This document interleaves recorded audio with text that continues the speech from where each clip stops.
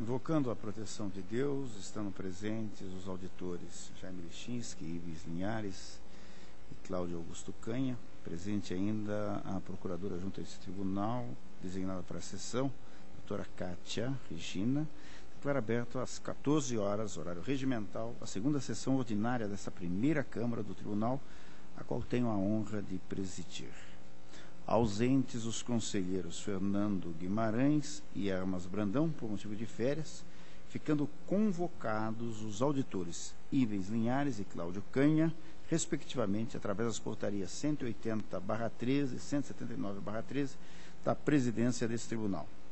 Submeto à homologação do colegiado a aprovação da ata número 1 da sessão ordinária do dia 22 de janeiro de 2013. Está aprovado. Concedo na forma regimental, artigo 436(2), combinado com o artigo 467, a oportunidade para as comunicações, inclusões de pauta e devoluções de processos.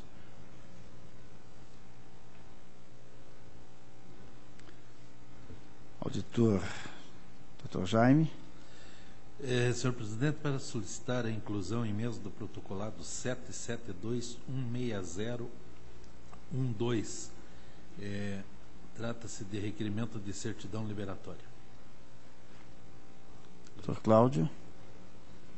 Senhor presidente, para comunicar que deferi sobre estamentos na diretoria de contas estaduais, processo de pensão 245085/12, e na diretoria jurídica, os processos de aposentadoria 55771711, 19023012, 55513711, 83743212, 32910211, 56269911, 57370411, 11271/13, 69988/12, dos processos de pensão, também na diretoria jurídica, 6985612, 15551/12, 676918/12, e dos processos de revisão de proventos,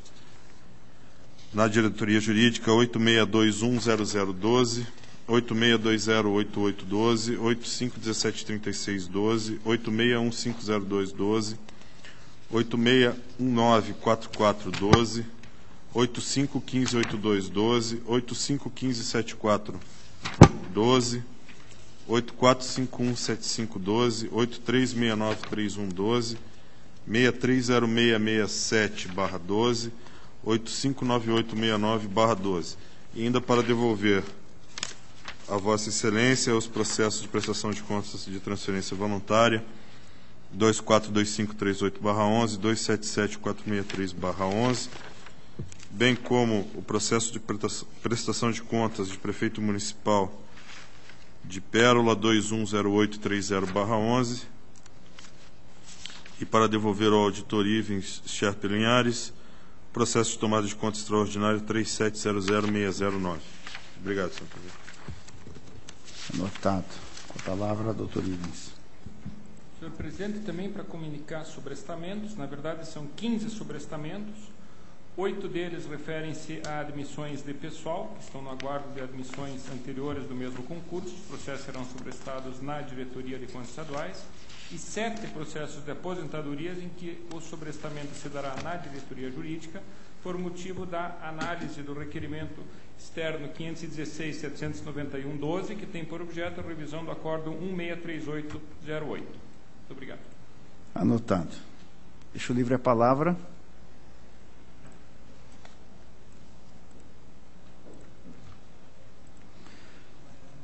Inicio relatando os seguintes processos de prestação de contas e transferência voluntária. Processo 110116/12 do município de Santa Maria do Oeste, 215082/12 do município de Quedas do Iguaçu, 373680/12 do município de Marilândia do Sul, 802271/12 do município de Cianorte. Em todos os expedientes, a Diretoria de Análise e Transferência opina pelo seu encerramento uma vez que a movimentação referente aos respectivos convênios dar-se-á exclusivamente via web, através do Sistema Integrado de Transferência. O Ministério Público corrobora o entendimento da DAT pelo encerramento dos processos. Diante da documentação contida nos autos mencionados e da possibilidade de acesso aos dados que compõem o CIT, compartilho as manifestações zaradas e voto pelo encerramento dos mesmos. Em discussão. Em votação. Aprovado.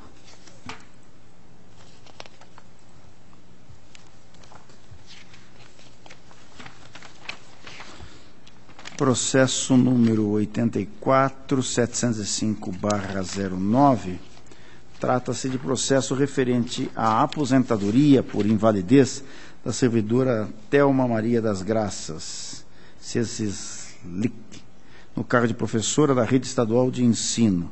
A diretoria jurídica procedeu ao exame da documentação apresentada, emitiu parecer favorável ao registro da resolução que aposentou a servidora.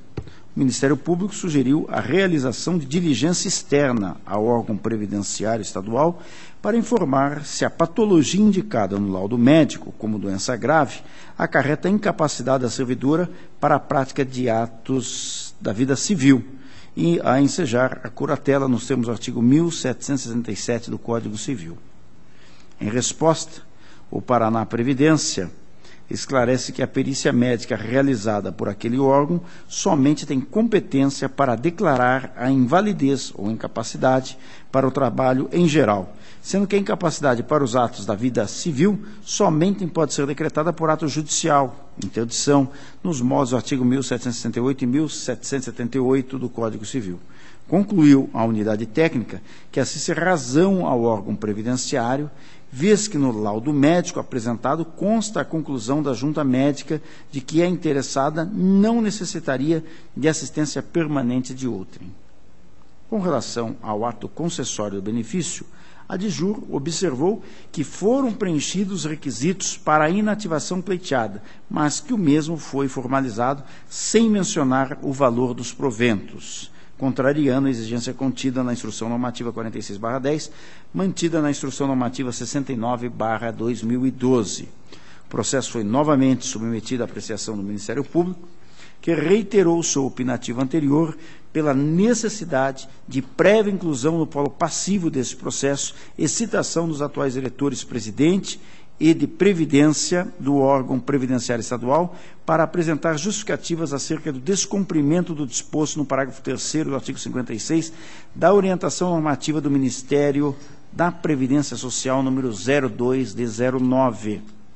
Através do despacho 1490/12 dessa relatoria, deixei de acatar a solicitação do membro do parquê, vez que, não obstante o recente reconhecimento por parte dessa Corte do que tange a sua competência para exigir o termo de curatela nos casos de inativação por invalidez, conforme se evidencia no Acórdão 3.609/12 da Segunda Câmara, a aposentadoria em tela ocorreu anteriormente à edição da ON número 02/09, que em seu artigo 56 embasou a edição da Instrução Normativa 69/12 desse Tribunal, que passou a incluir o termo de curatela no rol de documentos que devem instruir os processos de aposentadoria. Assim, diante do posicionamento esposado por essa relatoria, o órgão ministerial não se opôs ao julgamento do feito nos termos da instrução que concluiu pelo registro do ato.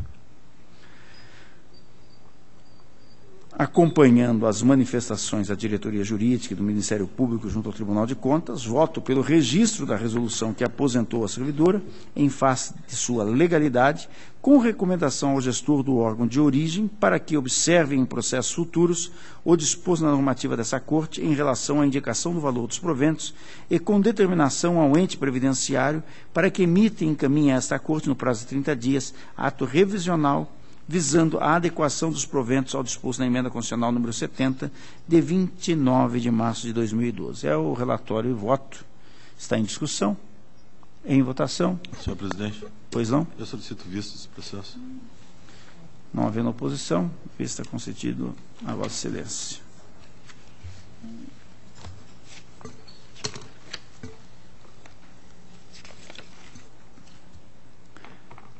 Processo número 686910/12, trata-se de requerimento formulado por Paulo Vitoriano de Oliveira, servidor efetivo desse Tribunal de Contas do Estado do Paraná, objetivando a averbação do tempo de serviço de 6.839 dias, prestados junto a entidades privadas e à Prefeitura do município de Cruzeiro de Oswaldo Cruz, para fins de aposentadoria, conforme faz prova a certidão de termo de contribuição expedida pelo Instituto Nacional do Seguro Social.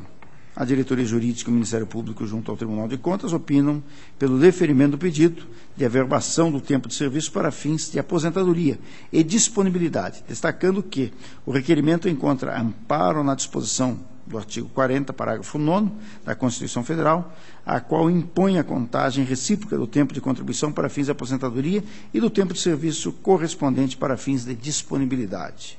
Do exposto, acompanhando as manifestações lançadas, voto pelo deferimento do pedido, averbando-se o tempo total de 6.839 dias para os efeitos de aposentadoria e de disponibilidade. Está em discussão? Em votação? Aprovado. Processo 177920/12, trata o presente processo de prestação de contas anual do Poder Executivo do município de Cruz Maltina, referente ao exercício financeiro de 2011, de responsabilidade do senhor Maurício Bueno de Camargo.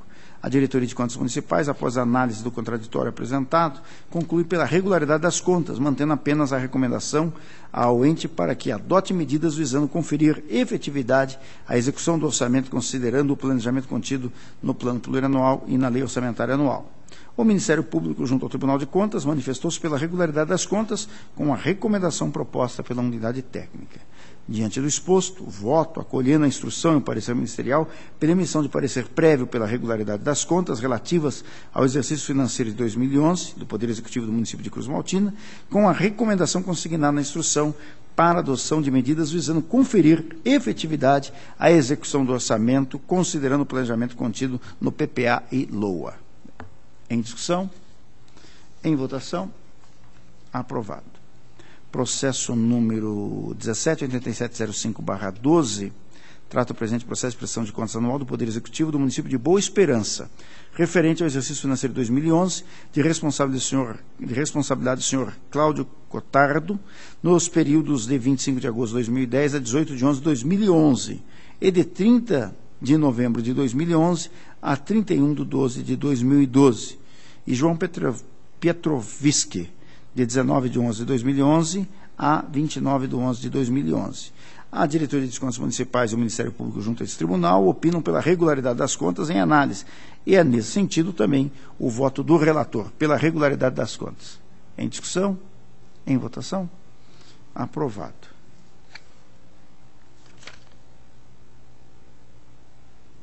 O processo 21083011 está com pedido de vista, razão pela qual a minha pauta está cumprida e passo a palavra nesse momento ao conselheiro substituto, doutor Ivens. Excelentíssimo senhor presidente, demais integrantes desta primeira Câmara, inicio a minha pauta com o processo de alerta 187.673.10 do município de Jundiaí do Sul.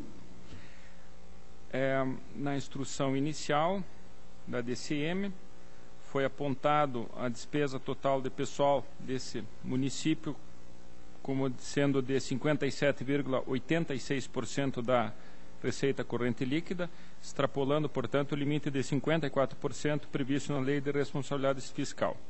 O prefeito apresentou sua defesa, basicamente alegando a redução da cota do Fundo de Participação dos Municípios, que teria implicado no aumento desse índice, não em termos nominais de aumento da despesa com o pessoal em si. A DCM, a seguir, opinou pela perda de objeto, por ter a entidade regularizado esse item, essa despesa de pessoal, no item de 2011, apresentando valor abaixo de 90% do limite do artigo 20 da Lei Complementar 101. o Ministério Público manifestou-se pela descaracterização do procedimento de alerta. A seguir, por meio de um despacho, foram solicitados alguns esclarecimentos à DCM, que foram oportunamente prestados, seguidos da manifestação do Ministério Público. Senhor presidente, a questão aqui de mérito é tranquila, o município efetivamente corrigiu o valor da extrapolação, então a solução da DCM da perda de objeto me parece absolutamente adequada. Em 2011 foi observado o índice de 48,49%. O que ocasionou uma diligência interna foi o fato de que, na instrução justamente dessa conta de 2009, ter constado um valor de extrapolação superior aos 54% da LRF e, entretanto, eu fui o relator da conta da prestação de contas anual desse exercício de 2009 e esse item não foi apontado como motivo de irregularidade. Então, eu solicitei um esclarecimento da ADCM, que informou que o motivo de não ter sido apontada essa irregularidade foi justamente o fato de o município dispor do prazo de 2 quadrimestres, que no caso foram estendidos até por mais 2 quadrimestres em virtude da queda de receita, e que, portanto, antes do transcurso desse prazo, não é praxe do tribunal apontar esse fato na instrução. Eu solicitei uma manifestação a respeito dessa questão da doutora Célia, procuradora do Ministério Público, e ela, num bem lançado parecer, entende que, embora a verificação da extrapolação tenha sido apurada apenas no último quadrimestre do ano de 2009, a impropriedade deve ser considerada como referente a todo o exercício financeiro, motivo pelo qual deve ser indicada na instrução processual da prestação de contas, independente do decurso do prazo do artigo 23 da LRF, como sendo situação passível de ressalva. Então, a situação que nós temos, senhor presidente, é que o tribunal ele monitora situações de extrapolação de despesa de pessoal, emite o alerta, mas nas prestações de contas referentes àquele exercício, essa matéria não é analisada. Ela só é analisada depois do decurso de 2 ou de 4 quadrimestres, conforme o caso, aí sim como apontamento de irregularidade. O que a ilustre procuradora sugere, isso evidentemente é apenas uma sugestão, que em futuras análises a Diretoria de Contas Municipais passe a apontar esse item de extrapolação, ainda que não como motivo de irregularidade, mas como motivo de ressalva, até para que o tribunal possa fazer um acompanhamento mais sistemático, mais ostensivo com relação a essa extrapolação. Então, a minha, pegando carona, na verdade, na sugestão da ilustre procuradora, eu incluí no meu voto o encaminhamento de cópia dessa decisão, na hipótese dela ser aprovada, à Diretoria de Contas Municipais, para que estude a possibilidade de, em futuros processos de prestações de contas municipais, ainda que não exaurido o prazo de regularização da extrapolação da despesa de pessoal, que esse item seja apontado na instrução dos respectivos processos, ainda que como motivo de ressalva, para que haja um mais contundente acompanhamento do tribunal a esse respeito.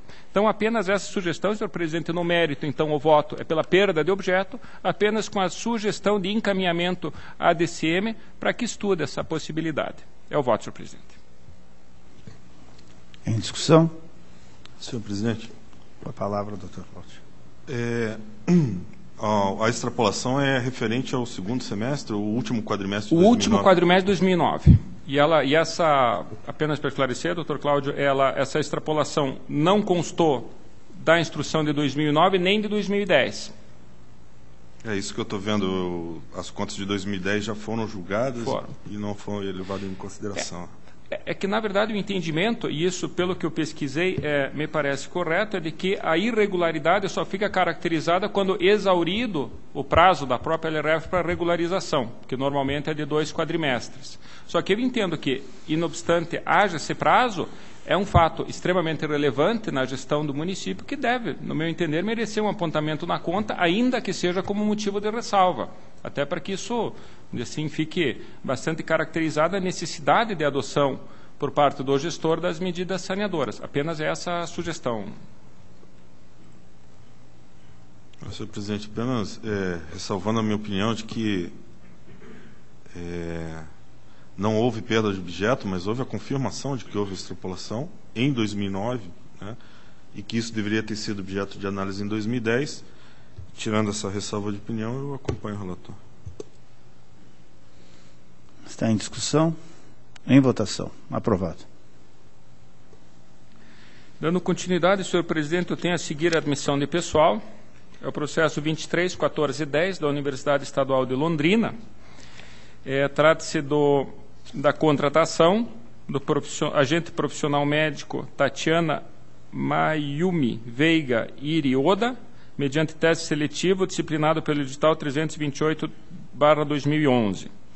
A diretoria jurídica opina pelo registro da contratação, tendo em conta a demonstração de que ela cedeu em virtude de falecimento de servidor. O Ministério Público, entretanto, manifestou-se pela negativa de registro, entendendo que é ser necessário o concurso público. Eu entendo, senhor presidente, que nesse caso aqui está devidamente caracterizada a hipótese prevista no artigo 2º, parágrafo 1º da Lei Complementar 108, que prevê justamente o caso de falecimento de servidor para contratação temporária, motivo pelo qual eu acompanho a orientação da diretoria jurídica pelo registro da contratação. Em discussão? Em votação, aprovado. 23.46.80.12 é um caso absolutamente idêntico, apenas o teste seletivo é outro, é o 110/2011, e o contratado foi o senhor Márcio Miguel de Aguiar. Mas também houve a indicação de vaga da servidora aposentada, opinativa da jurídica favorável, o Ministério Público contra. Eu acompanho novamente a diretoria jurídica. Em discussão, em votação, aprovado.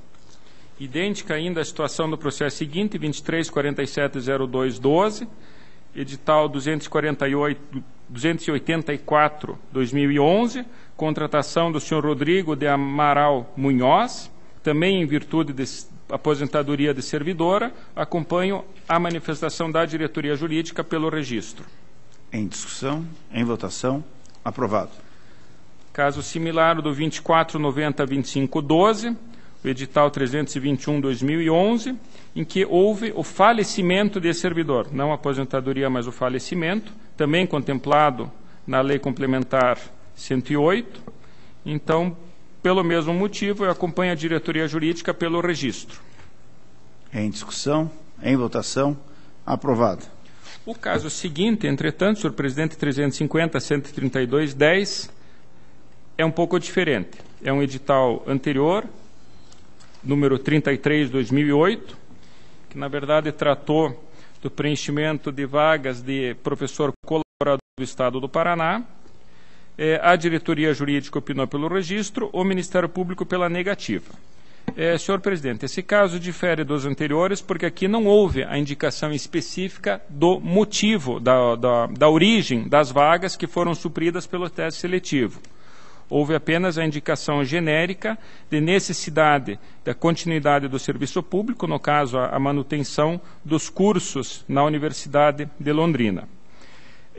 Eu, no meu voto, senhor presidente, eu coloco que trata-se realmente de um concurso de 2008, época em que não havia autorização governamental para a realização dos concursos, e em relação a esses fatos, a jurisprudência desse tribunal tem se assentado no sentido de que aquelas hipóteses devem ser interpretadas, digamos assim, de uma forma mais abrangente. Eu cito no meu voto um acórdão do Dr. Hermas Brandão, que sustentou várias vezes essa possibilidade e sempre teve o acolhimento do Tribunal Pleno, haja vista que na época não havia autorização governamental, então não havia outra alternativa para se suprir aquela vaga, senão realmente o teste seletivo.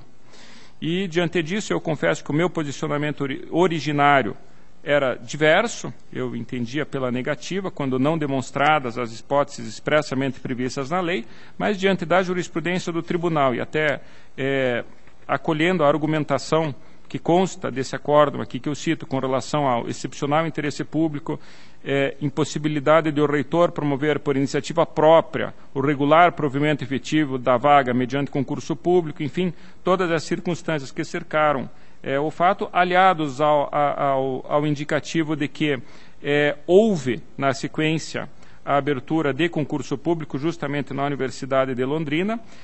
Tudo isso, então, me leva a adotar o posicionamento da diretoria jurídica também pelo registro das contratações. Senhor presidente. Com a palavra, doutor Cláudio. Eu solicito vistas desse processo. Não havendo oposição, vista concedida. Era o que constava da minha pauta, senhor presidente, eu agradeço.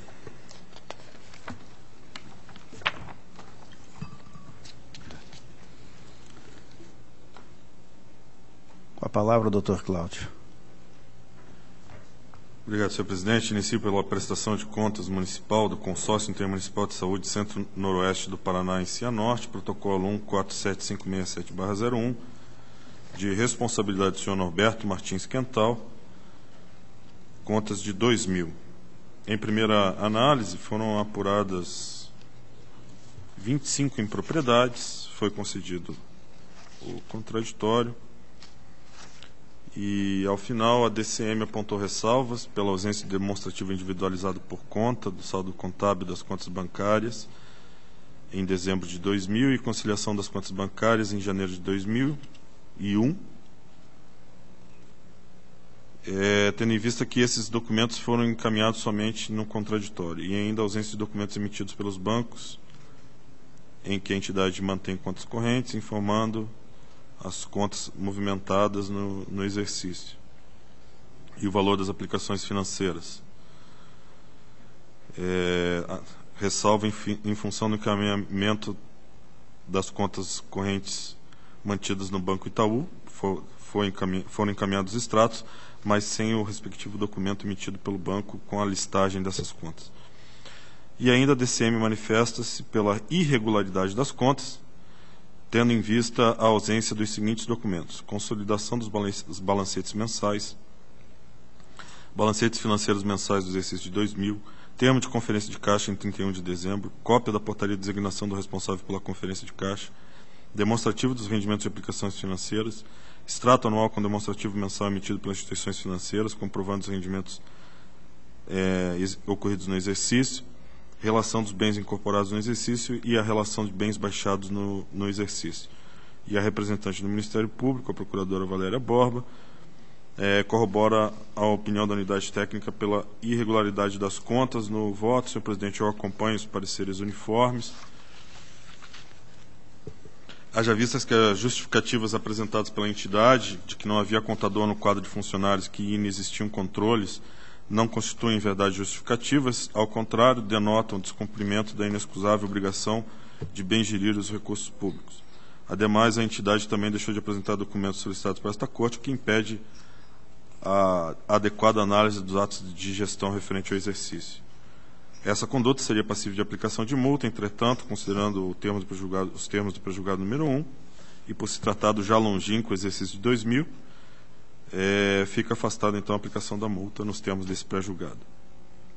Quanto das duas primeiras ressalvas às contas, por terem sido apresentados os documentos apenas em contraditório, divirjo dos pareceres antecedentes, posto que vejo que os itens são plenamente irregulares, já que o motivo apontado, que terem sido apresentados somente em contraditório, não macula a exatidão dos demonstrativos contábeis, financeiros, nem a legalidade, legitimidade, eficácia e economicidade dos atos de gestão do responsável, e nem ainda o atendimento de métodos objetivos. Quanto ao terceiro motivo de ressalva, ausência de documentos emitidos pelos bancos, em que foram só apresentados extratos sem a listagem com as contas em cada banco, acompanho integralmente os pareceres antecedentes pela imposição de ressalva. Então, senhor presidente, proponho que o colegiado, com fulcro no artigo 16, inciso 3º, linha B, da Lei Complementar Estadual 103 de 2005, julgue irregulares as contas do senhor Norberto Martins Quental, referente ao Consórcio Intermunicipal de Saúde do Centro-Noroeste do Paraná e Cianorte, de 2000, em face da ausência da consolidação dos balancetes mensais, balancetes financeiros de 2000, do termo de conferência de caixa, da cópia da portaria e demais documentos ausentes na prestação de contas. Senhor presidente, apenas para registrar, foi feita diligência para que fossem apresentados esses documentos e eles, tanto em citação como em diligência, o os documentos não foram apresentados. Está em discussão? Em votação? Aprovado o parecer de Vossa Excelência. Protocolo 666-4002, prestação de contas do Consórcio Intermunicipal de Saúde Centro-Noroeste do Paraná e Cianorte de 2001. Em primeira análise, foram detectadas 26 impropriedades, foi concedido contraditório e a diretorias de contas municipais constatou que não foram encaminhados diversos documentos manifestantes pela irregularidade das contas, no que compartilha esse entendimento a representante do Ministério Público nos autos, a procuradora Valéria Borba. Da mesma forma que no processo anterior, senhor presidente, que se refere ao exercício de 2000, neste processo de 2001 também acompanha os pareceres uniformes pela irregularidade das contas, desta vez do senhor Norberto Martins Quental, exercício de 2001, do referido Consórcio Intermunicipal de Saúde. Em face da ausência de relatórios das atividades financeiras, econômicas e patrimoniais, da certidão de habilitação profissional do contabilista, do demonstrativo das contas componentes do realizável e do ativo financeiro, quadro de pessoal evidenciando a movimentação ocorrida a partir da data de fundação da entidade, o número de vagas e os cargos ocupados em comissão, os efetivos, os estagiários cedidos, relação de sentenças judiciais pendentes de pagamento, relação dos processos de reclamações judiciais em andamento, demonstrativo das despesas realizadas com publicidade e propaganda, demonstrativo mensal das transferências recebidas no exercício de qualquer título, demonstrativo do custo individual mensal dos municípios consorciados, detalhando as despesas até nível de alimentos, cópia de estatuto, e segue ainda uma relação bastante extensa de documentos ausentes que constam do voto escrito, senhor presidente. Está em discussão? Em votação? Aprovado.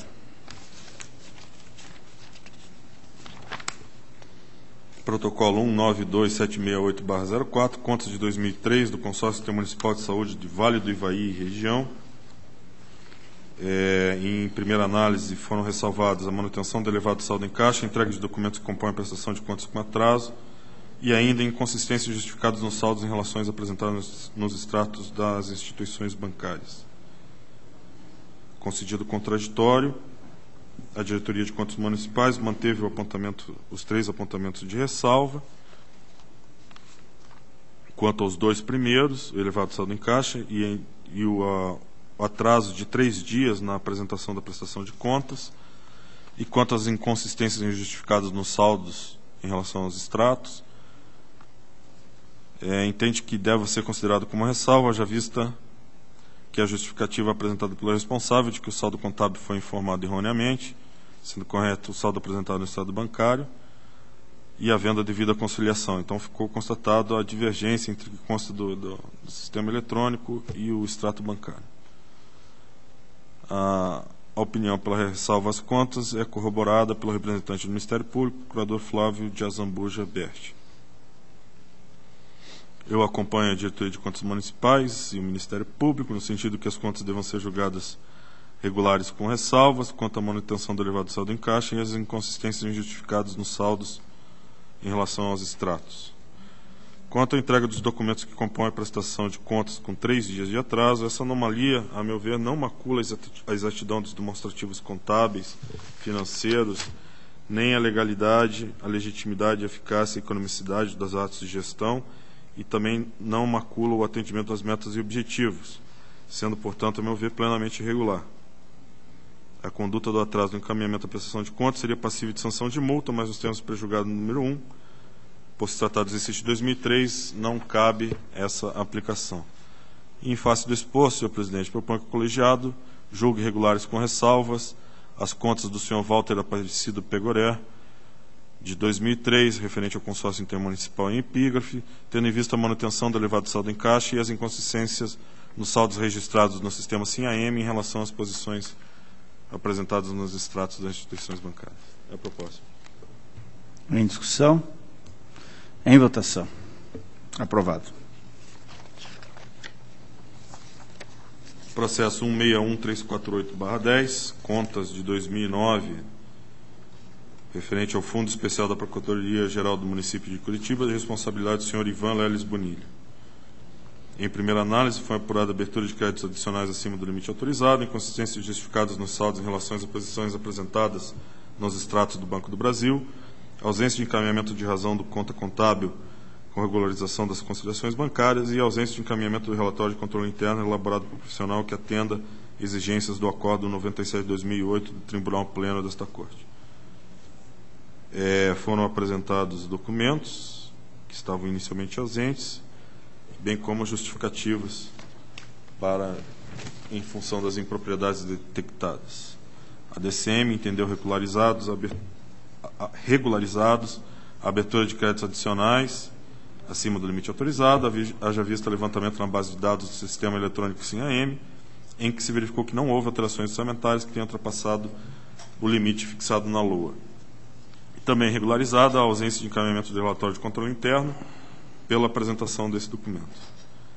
Manteve ressalvas quanto a inconsistências justificadas nos saldos em relação apresentados nos extratos do Banco do Brasil e ausência de encaminhamento da razão contábil, haja vista que a entidade deixou de informar no sistema SIM-AM o lançamento dos valores de conciliação bancária, fato esse corrigido com a regularização da conciliação e envio da razão da conta contábil.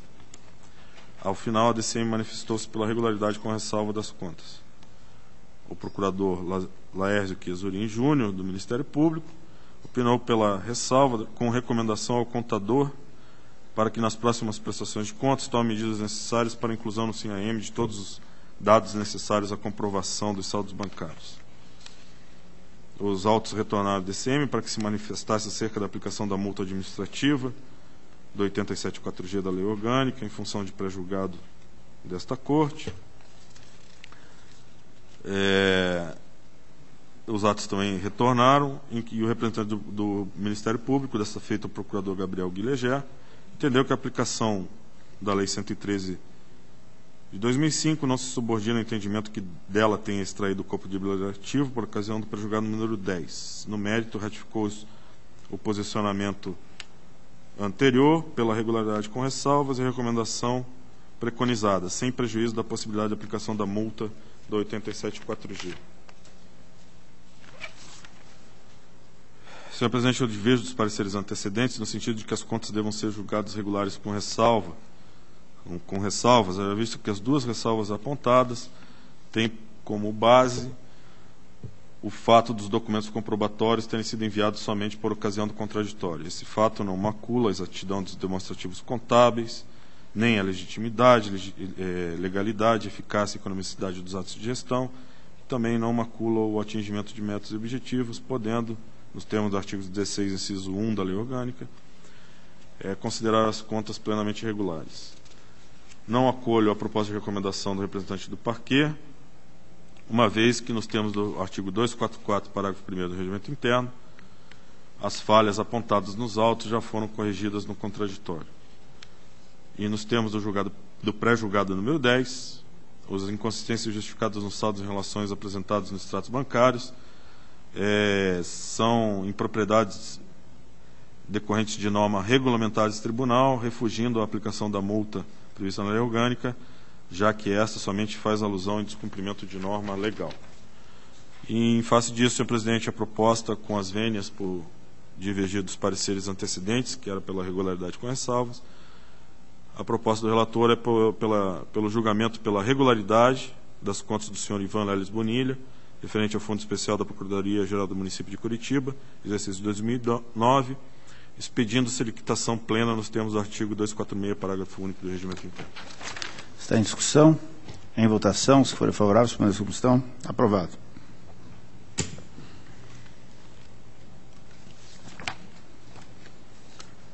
Processo 177.830/10, contas de 2009, referente ao município de Sabáudia, de responsabilidade do senhor Almir Batista dos Santos. Foram constatadas 8 impropriedades em exame inicial, foi concedido o contraditório e que ocorreu mais de uma vez.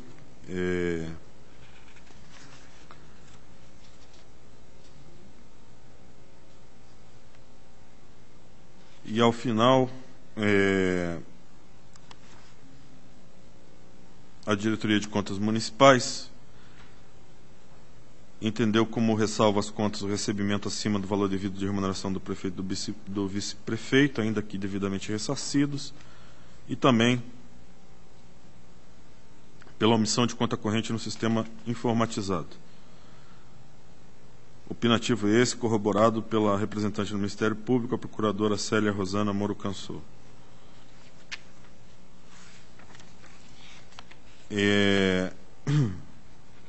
Conforme já defendi anteriormente, senhor presidente, a ressalva as contas em função do valor devido de remuneração do prefeito e vice-prefeito. Isso está conforme os termos da uniformização de jurisprudência número 8. Quanto à omissão de contas correntes no sistema informatizado, o responsável trouxe aos autos documentos que comprovam a sua regularização e, como não há dano ao erário e à gestão financeira do município, o item pode ser convertido em ressalva. Quanto à movimentação de recursos em instituição financeira privada, em que pese o esclarecimento do interessado que o município possui apenas a agência do Banco Itaú, há necessidade de edição de lei autorizatória, o que não foi verificado, acrescentando-se, além da ressalva, a proposta de recomendação ao município para que adote tal providência saneadora. Quanto à aplicação da multa prevista no 87.4G,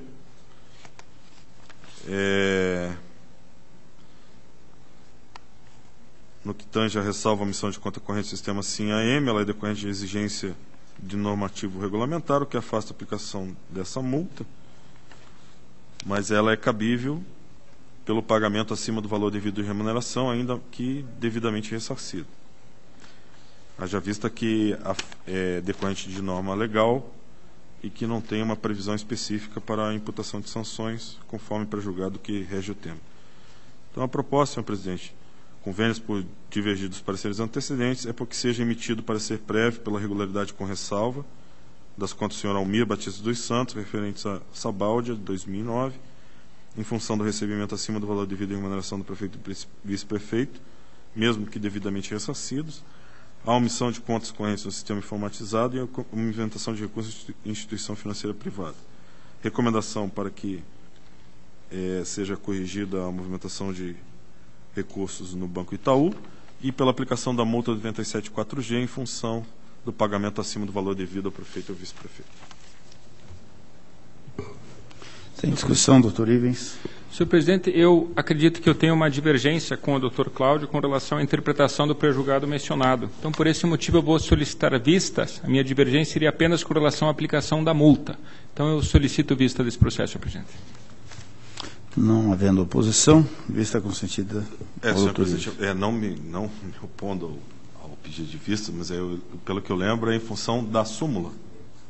Que a súmula é diferente do pré-julgado, não é isso? Que a súmula entende como regular. Exato. Eu acho que são duas questões, né? É o fato de considerar-se regularizado e mesmo considerado regularizado, Vossa Excelência até colocou sobre a possibilidade de imputação de multa mesmo num item regularizado, né? Então, certo. Seriam essas duas questões, né, que dependem de uma interpretação do pré-julgado. Perfeito. Vista concedida.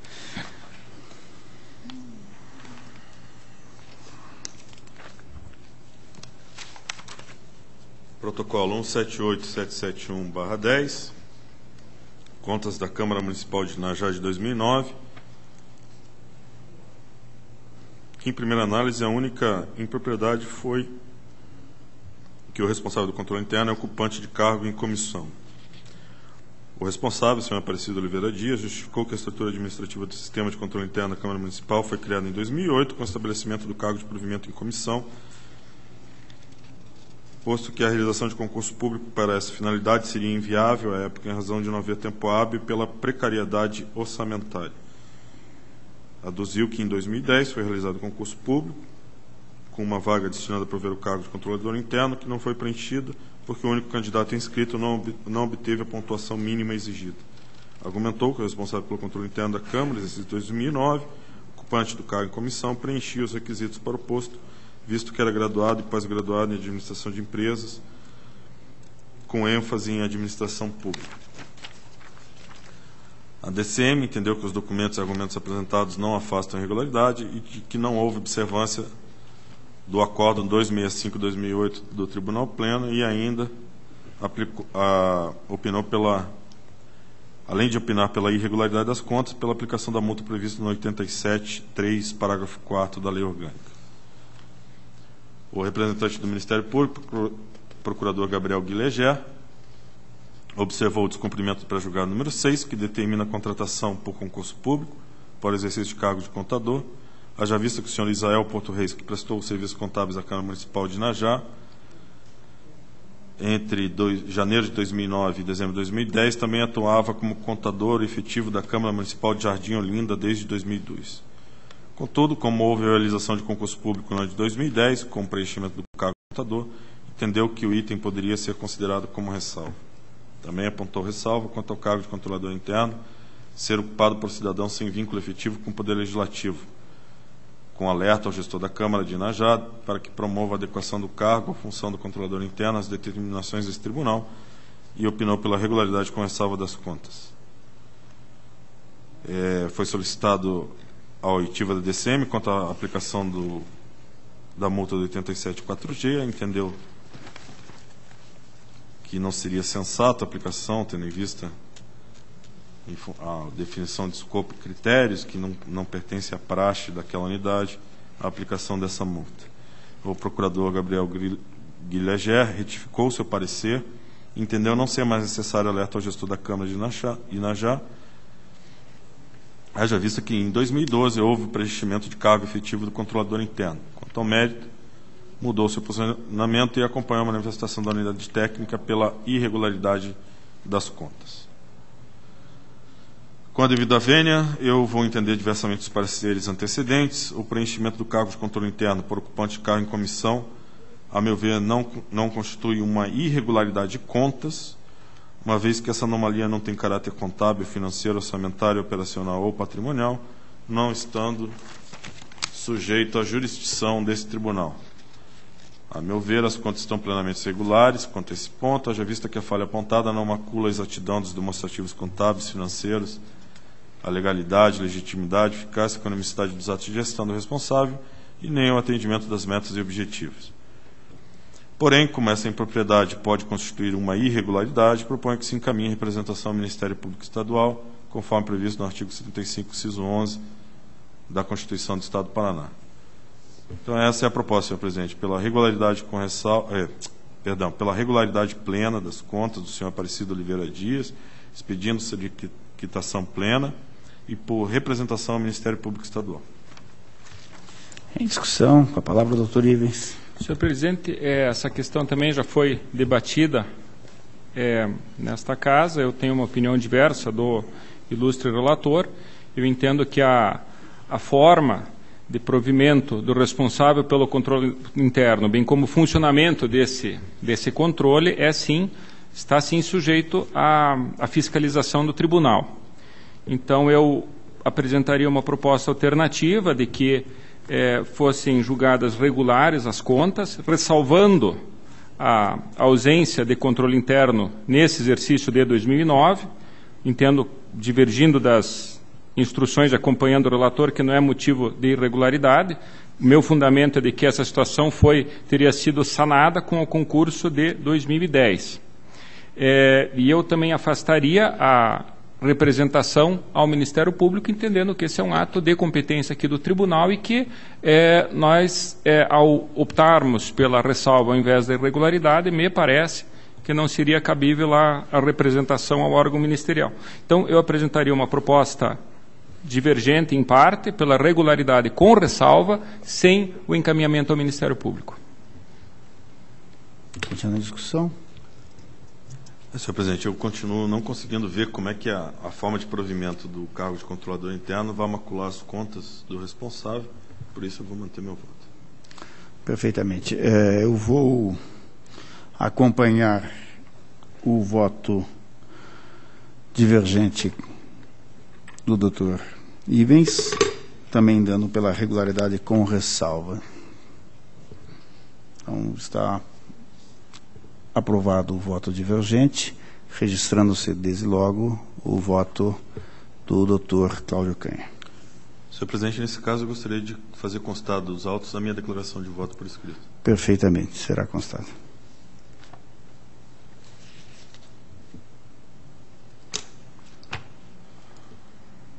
Prestação de contas e transferência 4707/10 da Fundação Araucária.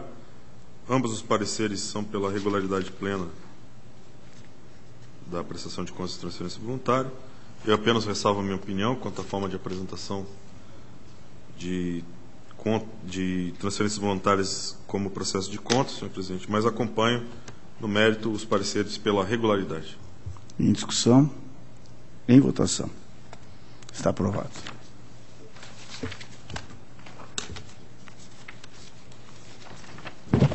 Senhor presidente, os demais processos que eu tenho em pauta são processos que agora são denominados pelo tribunal como atos de inativação, mas anteriormente constavam como aposentadoria. Eu vou iniciar pelo quinto processo, é o 21705/12. Eu vou ler o voto, é um voto extenso e que vai se aplicar a todos os demais. Então, por isso, vou começar por ele, que ele é o mais completo de todos. Trata-se de aposentadoria voluntária de Maria Luísa Dias de Moura, ocupante do cargo de agente de ciência e tecnologia, com fundamento no artigo 3º da Emenda Constitucional 47 de 2005. Preliminarmente, em relação à determinação do relator para que a unidade técnica promovesse a instrução do processo, a diretoria jurídica, em parecer 16515/12, peça 9, informa que a justificativa quanto à designação do ato foi lançado em processos nas quais aduz que o artigo 160-A do Regimento Interno realmente dispõe que compete à sua área de atos de pessoal a instrução dos processos relativos a admissões, aposentadorias e pensões, mas defende que instruir o processo não significa necessariamente emissão de instrução. Aduz que o processo se constitui em uma série de atos interligados e coordenados com o objetivo de produzir um resultado, que no caso de atos de pessoal sujeito a registro no Tribunal de Contas, conforme artigo 71.3 da Constituição Federal e produzido obrigatoriamente no 75.3 da Constituição Estadual, seria a apreciação, para fins de registro, da legalidade desses atos. Salienta que as manifestações da unidade técnica, as quais seriam denominadas genericamente de instrução, podem ser revestidas de diversas formas, despachos, informações, instruções, pareceres, etc., e que, segundo o artigo 300 do Regimento Interno, a diretoria jurídica, instruir processos relativos a atos sujeitos a registro, faz por meio de parecer jurídico, na mesma forma exigida regimentalmente ao Ministério Público. Reza o artigo 300, quando o processo receber instruções igualmente favoráveis ao registro do ato, tendo os pareceres exarados pela diretoria jurídica e pelo Ministério Público junto ao tribunal concluído pela legalidade do ato apreciado, sofrerá julgamento monocrático a cargo do relator, cabendo recurso de agravo da decisão singular na forma disciplinada no presente regimento. Parágrafo único. Na hipótese de pareceres com conclusões díspares, sofrerá o processo de deliberação colegiada de competência das câmaras, consoante o disposto no 10º.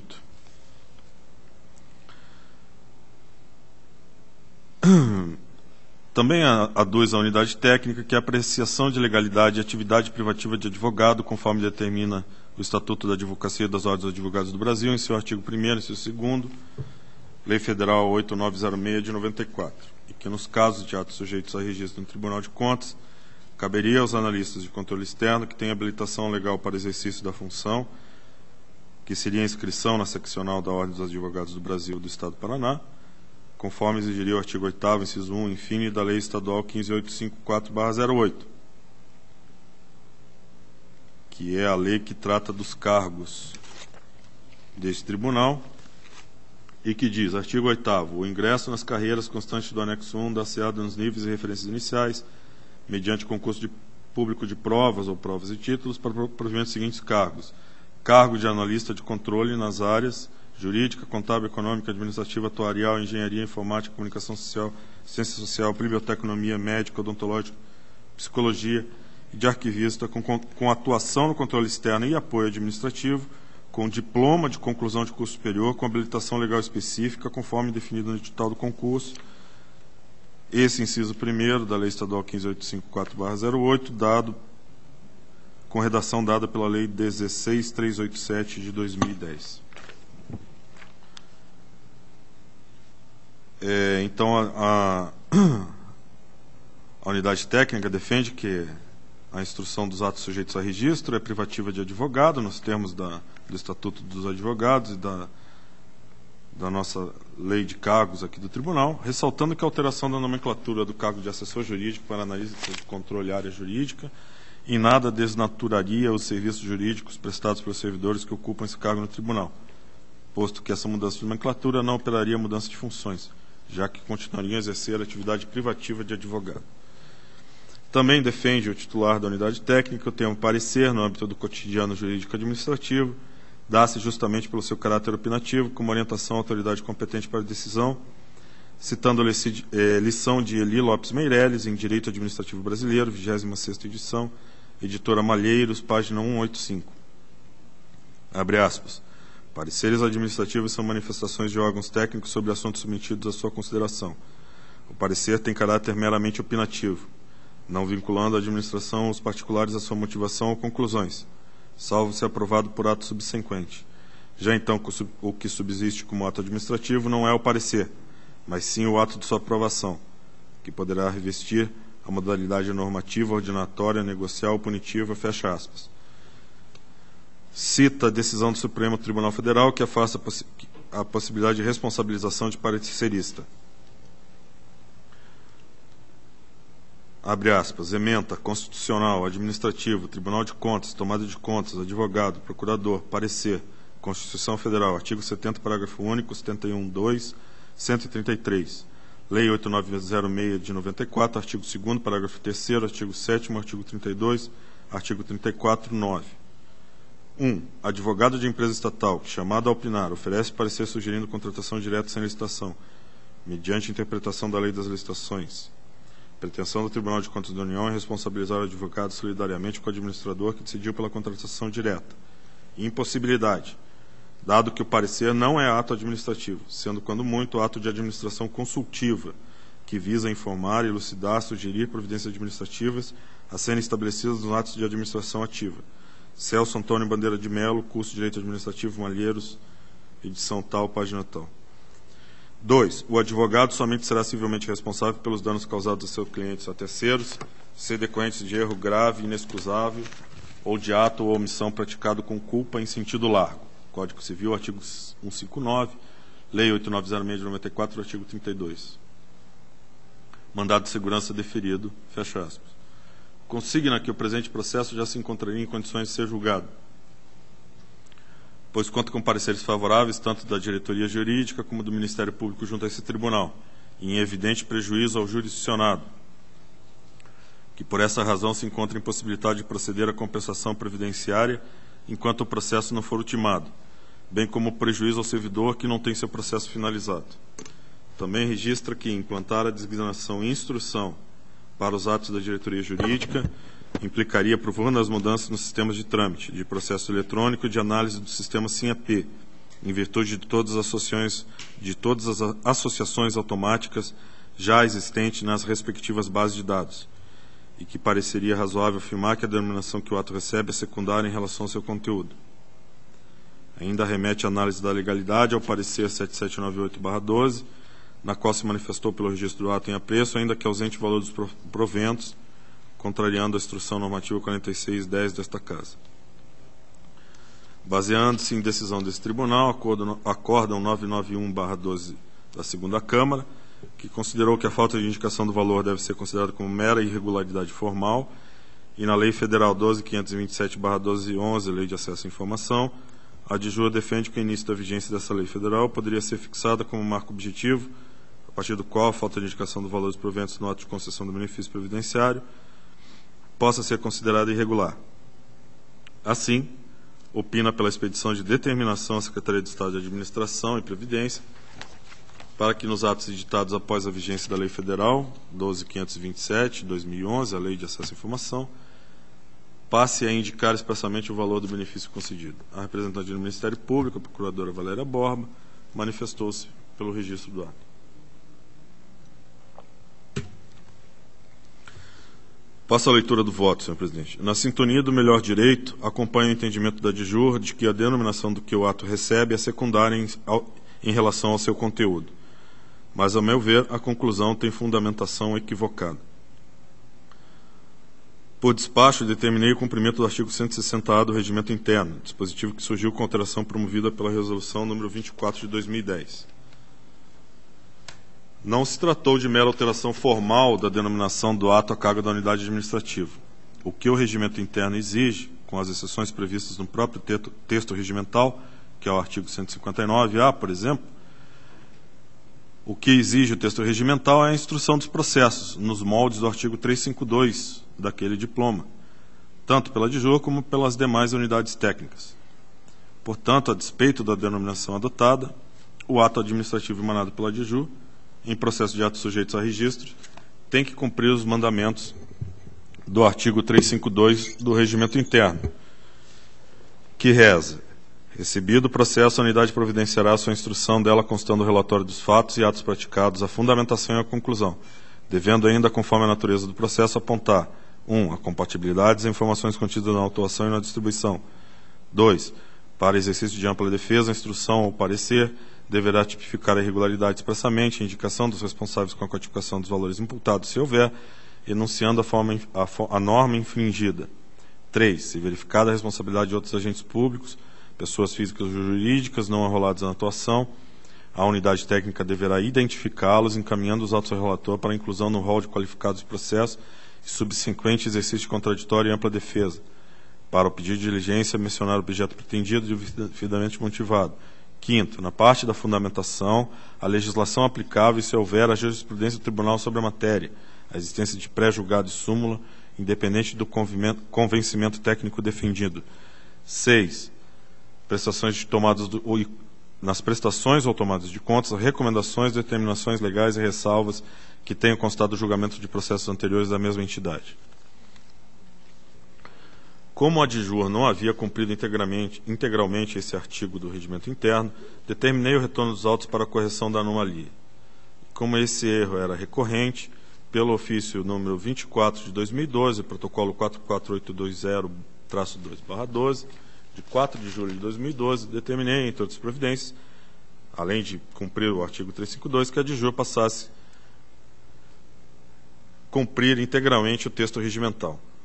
Ao que parece, a DIJUR adotou a interpretação ao artigo 300 do Regimento Interno, exacerbando na sua literalidade, o que, segundo a melhor doutrina hermenêutica, não é recomendável.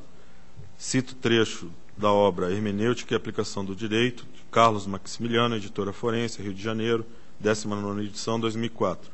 Abre aspas. A palavra é um mau veículo do pensamento.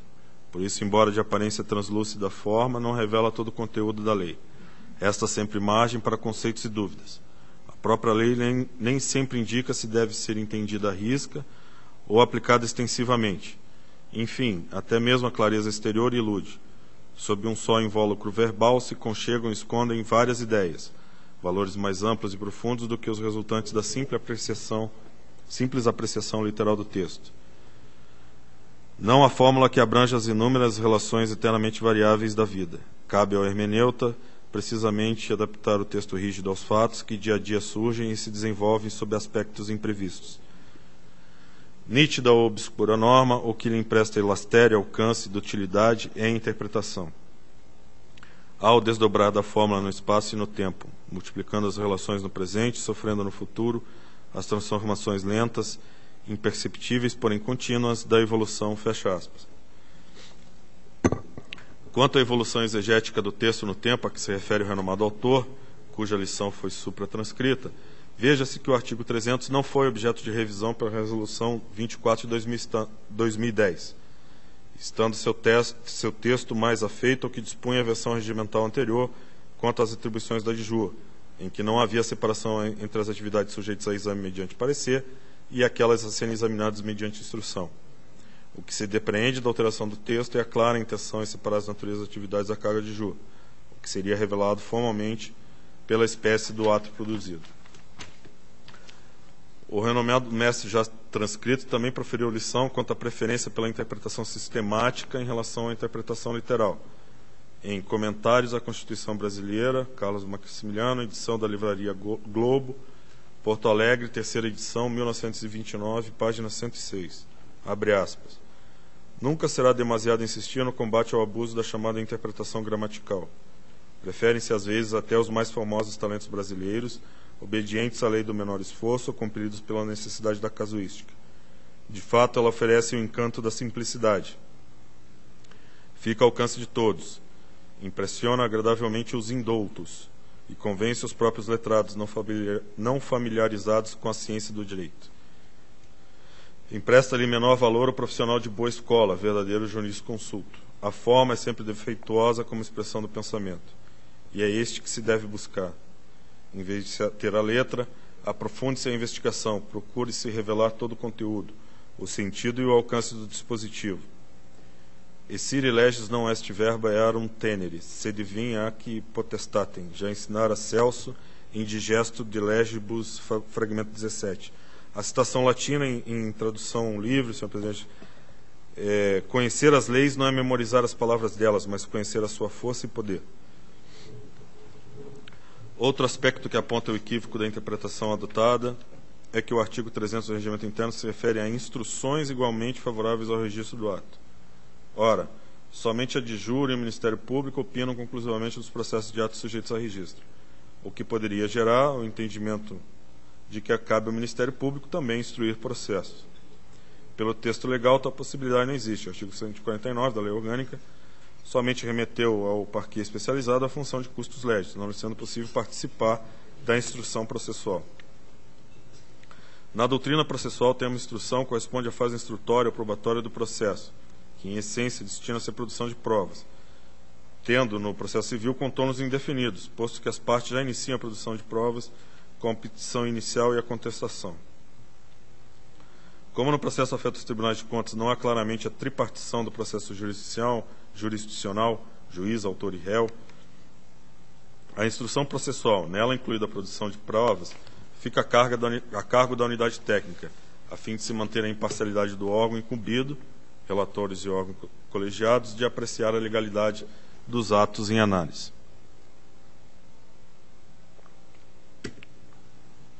Corrobora essa tese a conceituação que consta do vocabulário jurídico do renomado mestre de Plácido e Silva em sua 25ª edição, Forense 2004, em que a instrução tem sentido equivalente a esclarecimento e elucidação, tendo o verbo instruir o sentido de praticar qualquer ato ou ação no processo, com a intenção de provar, mostrar, esclarecer, documentar. Foge à minha compreensão a atitude da unidade técnica em desmerecer a instrução dos processos de atos sujeitos a registro.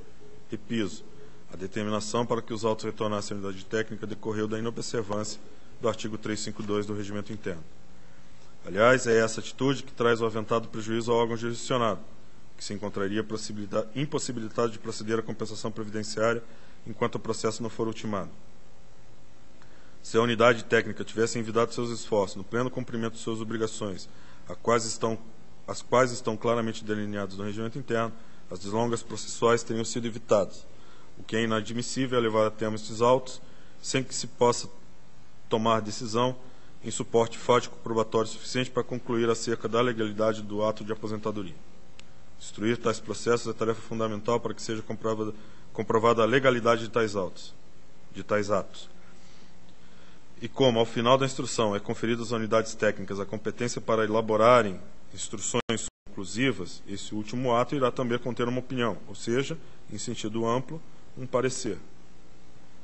Portanto, a instrução do processo contém um parecer, mas o contrário não é verdadeiro. Claro que essa conclusão só leva em conta o conteúdo dos atos, sendo despecienda a forma de que se reveste. Ademais, nos termos da doutrina administrativa e na jurisprudência do Pretório Celso, citada pela unidade técnica, pareceres são atos administrativos emitidos por órgãos consultivos, ou seja, por órgãos que são de aconselhamento e elucidação para que órgãos ativos tomem providências pertinentes.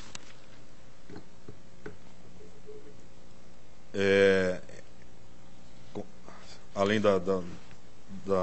decisão do Supremo, ainda esse entendimento é defendido na obra do curso de Direito Administrativo de Celso Antônio Bandeira de Mello e na obra de Direito Administrativo de Maria Silvia Zanella de Pietro.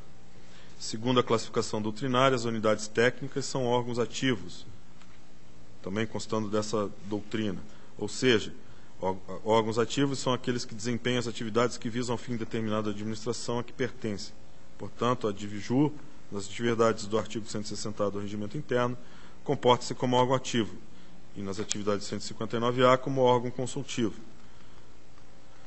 Portanto, ao Ministério Público, que não está processualmente subordinado ao relator, que preside a instrução dos atos, há a possibilidade de emissão de pareceres, mas não está entre suas competências a instrução de processos, funcionando exclusivamente, segundo a classificação doutrinária, como órgão consultivo.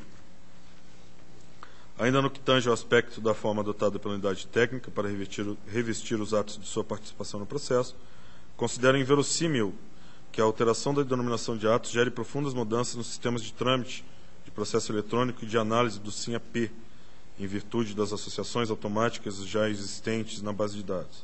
Isso porque essa alegação veio desprovida de cabal demonstração, mediante o opinativo do setor responsável por operar tais mudanças, que é a Diretoria de Tecnologia da Informação. Quanto à exigência de que se faça constar o valor de proventos no ato, e consta da Instrução Normativa 46 de 2010, é preciso ponderar acerca do poder regulamentar conferido aos tribunais de contas. A inovação na ordem jurídica cabe à lei, em função do princípio constitucional de que ninguém será obrigado a fazer ou deixar de fazer, senão em virtude de lei, artigo 5º, inciso 2º. Ora, não cabe ao Tribunal de Contas estabelecer obrigações em norma regulamentar que não tenham previsão legal. Como análise de atos sujeitos a registro abarca diversos documentos, se nesses documentos constar a comprovação de que os valores pagos a título de proventos guardam conformidade com a lei, não há razão para deixar de reconhecer a legalidade do ato. Divirjo dos precedentes citados pela unidade técnica que fizeram recomendações aos entes jurisdicionados para que passassem a fazer constar o valor de proventos nos atos de pessoal. Determinações e recomendações do processo de ato de pessoal são incompatíveis com essa espécie.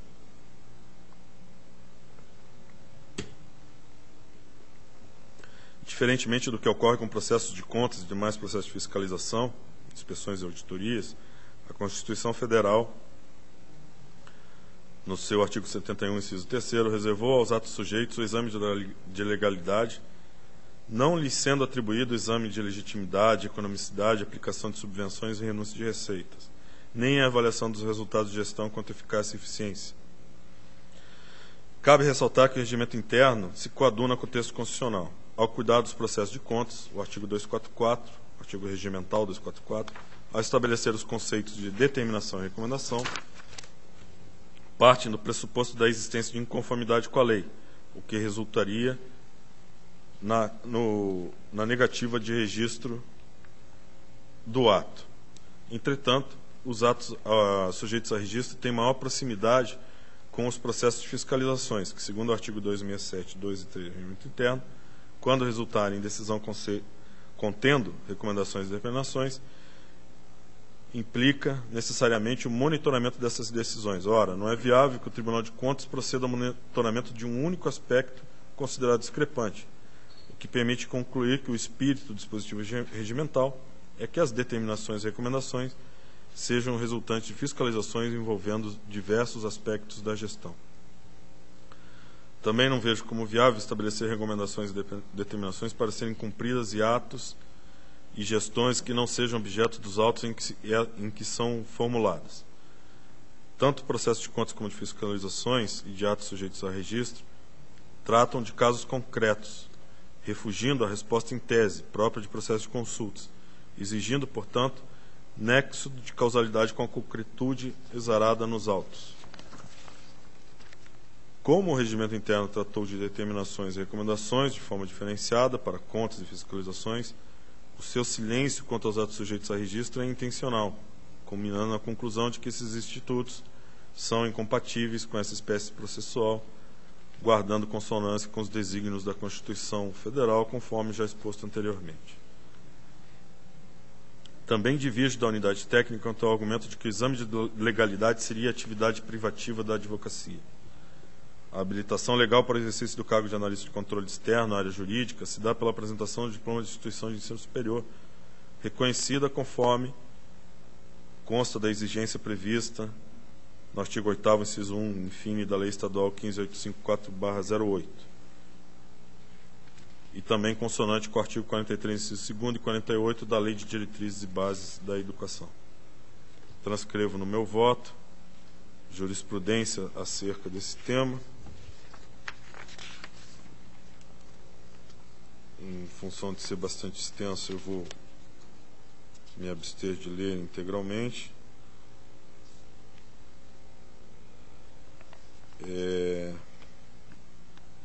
Apenas ler um trecho. O embargante, funcionário público estadual, a realizar suas atividades, o faz na qualidade de analista de controle externo, não havendo como persistir a imposição de registro e pagamento de anuidades a quem cumpre as atividades inerentes ao cargo para o qual foi nomeado. Esse é um acórdão da 3ª turma do Tribunal Regional Federal da 4ª Região, que por unanimidade negou provimento à apelação. Em outra decisão, de mandado de segurança, referente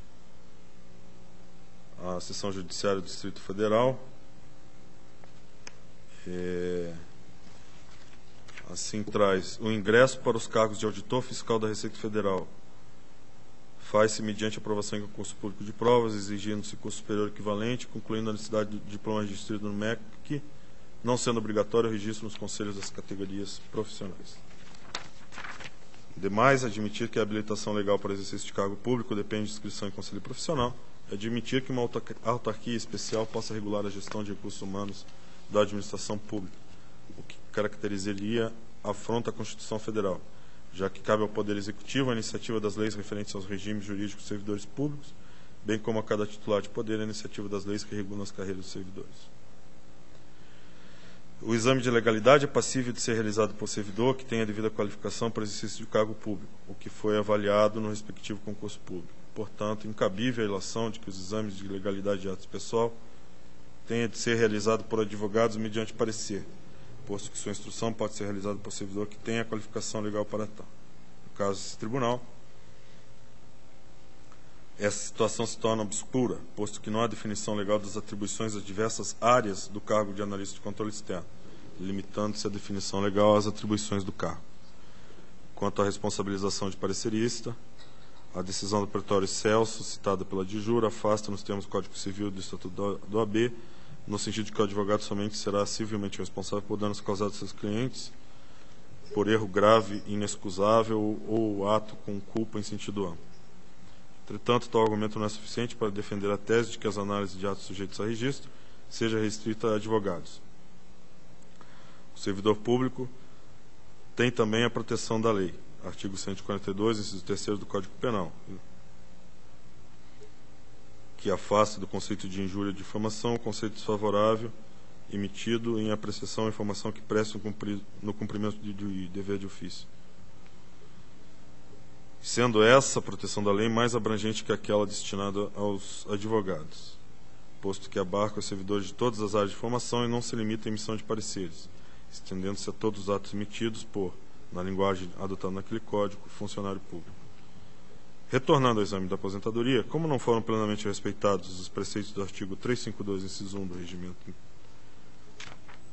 do regimento, ou seja, não constam da compatibilidade das informações contidas na autuação e na distribuição, também não foram cumpridas as determinações do ofício 24/2010, que é a correlação entre as informações e as laudas em que se encontra, a análise do cargo a cargo do relator ficou limitada ao que consta dos autos.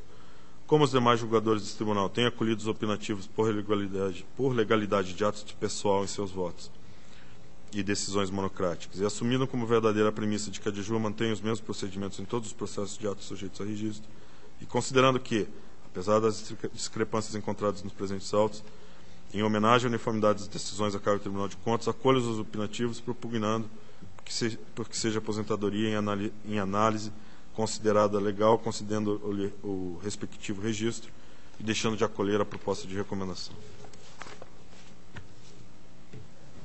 Sem discussão? Com a palavra, doutor Ives. Senhor presidente, eu escutei atentamente a longa explanação do doutor Cláudio. Eu acho que ela envolve diversas questões administrativas aqui do tribunal e que talvez não seja objeto de discussão especificamente nesse processo. Apenas eu indagaria o relator especificamente quais itens do artigo 352 Vossa Excelência entendeu que deixaram de ser atendidos, quais informações estariam ausentes na instrução do processo que impossibilitaria este juízo. Essa seria a minha indagação ao relator. Agora, no final, eu falei, o 352, inciso 1º, que não foi atendido, a compatibilidade das informações contidas na autuação. Apenas a autuação do processo. Senhor presidente, me parece que não é o caso de nós tratarmos aqui numa sessão de julgamento essas questões administrativas. Me parece que a conclusão do ilustre relator é conforme as manifestações uniformes da diretoria jurídica e do Ministério Público. Então, eu voto acompanhando a manifestação do relator. Apenas eu me abstenho de analisar nessa sessão de julgamento as considerações acerca da aplicabilidade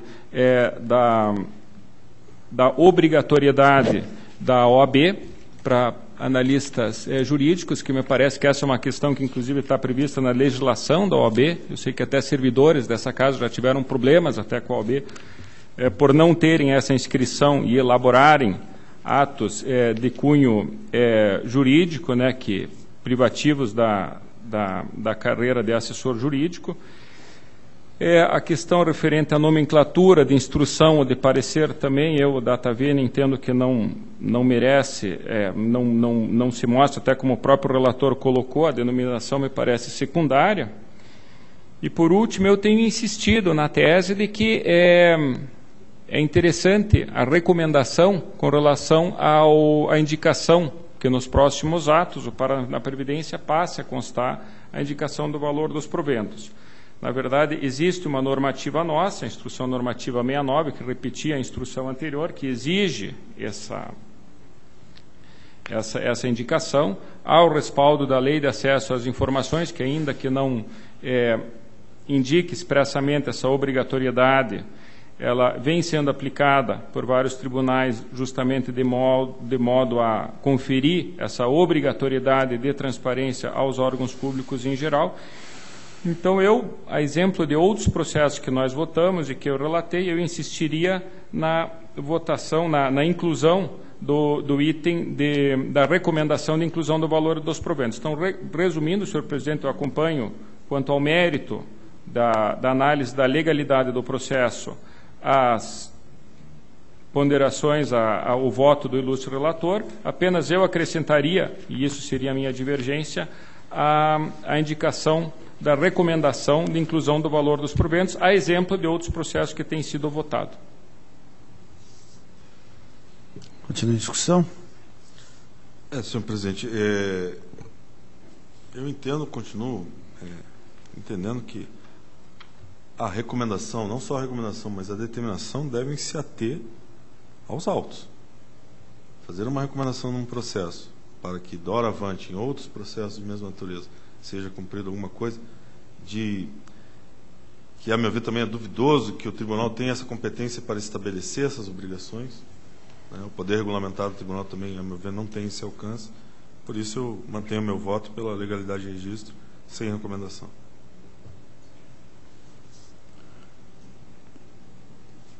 Doutor Ivens, o seu voto é pela regularidade de registro com recomendação? Eu incluo a recomendação pela definição do nosso regimento interno, artigo 244, parágrafo 1º, recomendação são medidas sugeridas pelo relator para a correção das falhas e deficiências verificadas no exame das contas. Realmente, concordo com o relator que ela se refere ao objeto das contas, mas eu entendo que há um caráter, vamos dizer assim, orientativo do tribunal que está por trás disso, que realmente permitiria que fosse transmitida, vamos dizer assim, essa orientação de que em processos futuros isso fosse sanado. Então, por esse motivo, e até em consonância com as decisões anteriores desse tribunal, especialmente eu me refiro àquelas em que eu tive a oportunidade de relatar, eu proporia a manutenção da recomendação ao parar na Previdência. Então, eu acompanho integralmente o voto, apenas acrescento essa recomendação. Também acompanho o voto, mas acompanhando a sugestão de Vossa Excelência pela recomendação a parar na Previdência. Senhor presidente, então, no termos do regimento interno, já que todos os meus votos vão ser sem a recomendação, eu solicito, então, a instalação de um pré-julgado acerca da admissibilidade de se fazer recomendações e determinações em atos sujeitos a registro.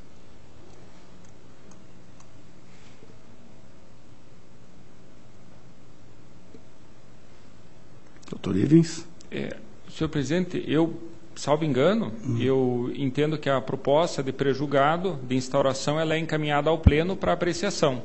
Então, acho que a ideia, salvo engano, doutor Cláudio, seria de que Vossa Excelência, então, encaminhasse ao Tribunal Pleno uma proposta de abertura de pré-julgado para a discussão dessa matéria, encaminhado ao presidente do Tribunal, para que verificasse a possibilidade de instauração desse pré-julgado.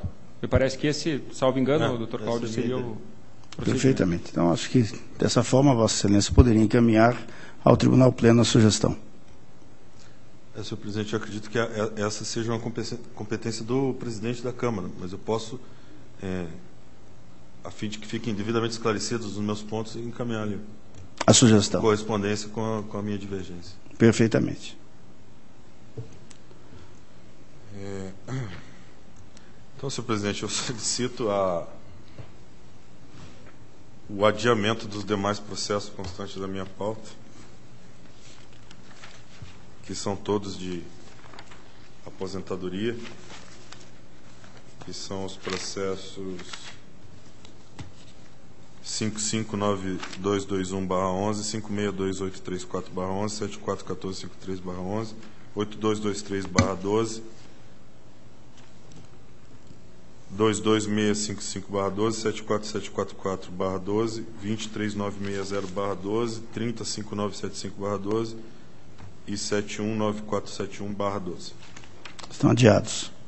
A pauta está atendida, obrigado.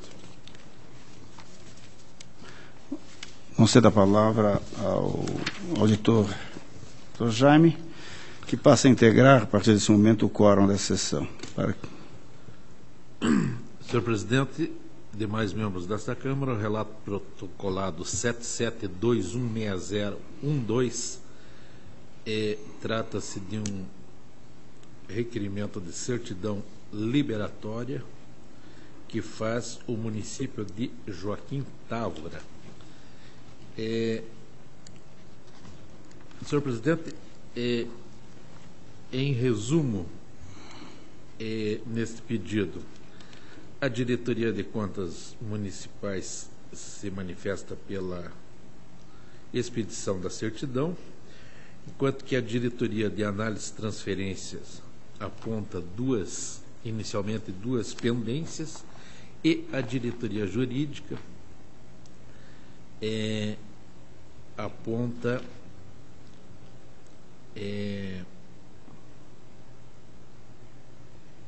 que autos de admissão de servidores não foram encaminhados a esta Corte para registro e, diante do que se manifesta pelo indeferimento, o Ministério Público acompanha.